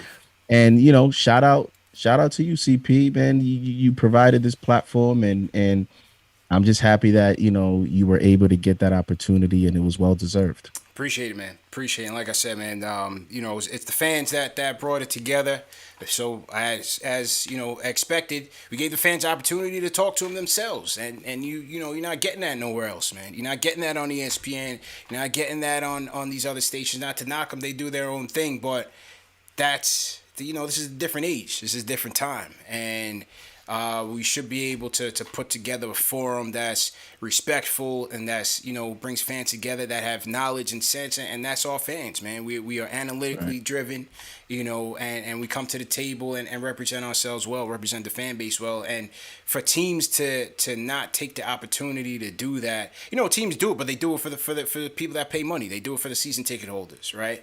And I think there should be an opportunity for everybody to connect with their players, because it's not just money that you invest into a team. You invest in your time, your sweat equity, your emotions, all of that. So I think, everybody should get that opportunity to connect more with the team and bond more with the team. And if these teams are smarter, they continue to do so, because it only helps in marketing and promoting the brand. Yo, and it wasn't no regular interview. You coming to the Knicks interview. You coming on KnicksFanTV. Yeah. This chat could be a little bit tough on you sometimes. That's a fact. So you props to him. well, man. Props to him for doing that. And the last thing I'll say is one of the interesting takeaways for me in terms of things he said was, I don't know if it was Papa Left. I think it was Papa Left that asked him about. He wanted to know, what do the players really think about, this thing that people say in terms of the Knicks being a laughing stock and the Knicks not being an attractive destination and stuff, and him disagreeing, I thought was interesting in terms of, kind of validating what we have always thought in terms of the national media. They like to create these headlines. They like to create a narrative. Right. And then the players, actually think something differently, and I always say there's other personal factors that factor into New York. You have the taxes, you have the weather. This is a new generation, and it's basketball. Players want to be in positions to win. In this NBA, with technology and the media and endorsements, players can make money anywhere. Players want to be in situations where they're put in the best situations to succeed, to produce, and to win. And that's why now the Knicks are in that conversation. It's not only because of the New York market. It's because we actually are producing a product out there for everyone to see that is resulting in winning basketball. True. 100%. 100%. You hit the nail on the head. Definitely hit the nail on the head.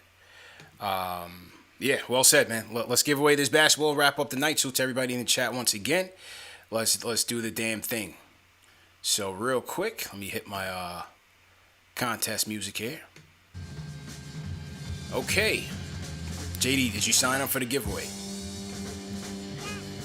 You know what? To be honest, I did not, because I don't want nobody to say that it's fixed. I got you. Or anything. You could have done it. So you could have done it. All good. Definitely all good. Okay. All right. So we had over 5,000 entries, bro. Believe it or not, 5,000 entries. Wow. And who's gonna win it?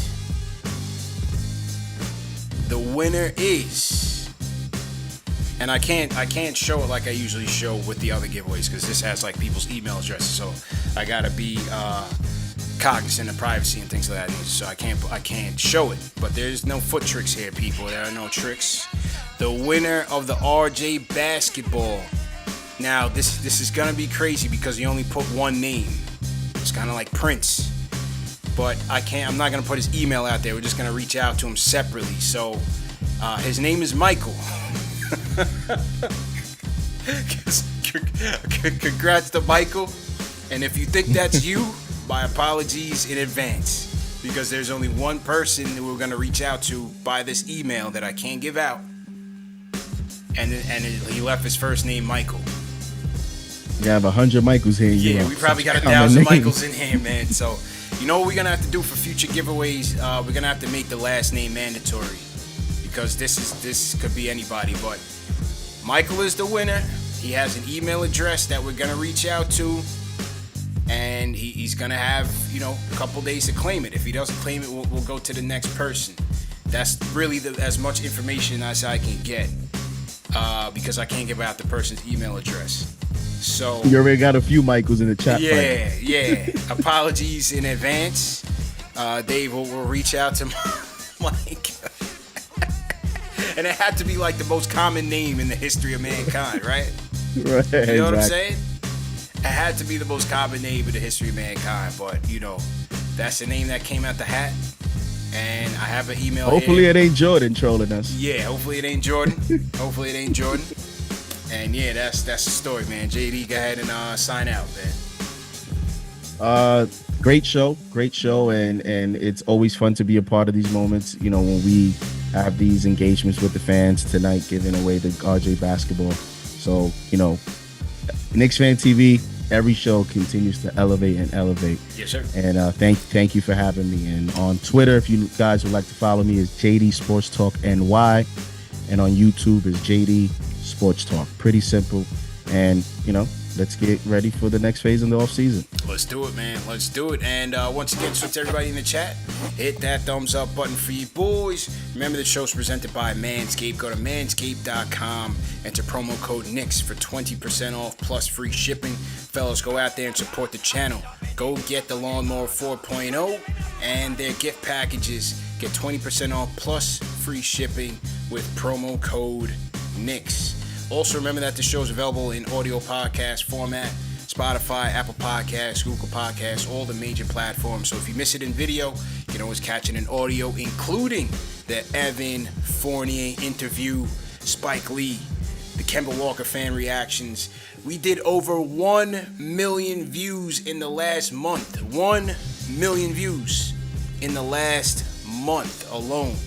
There is no off season on KnicksFanTV. We keep it rocking. The fans are always into this. 1 million views alone in the last month. So again, appreciate everybody for tuning in, for supporting, sending the super chats, donating, and building this channel up, man. We out of here. CPJD out of here. Peace.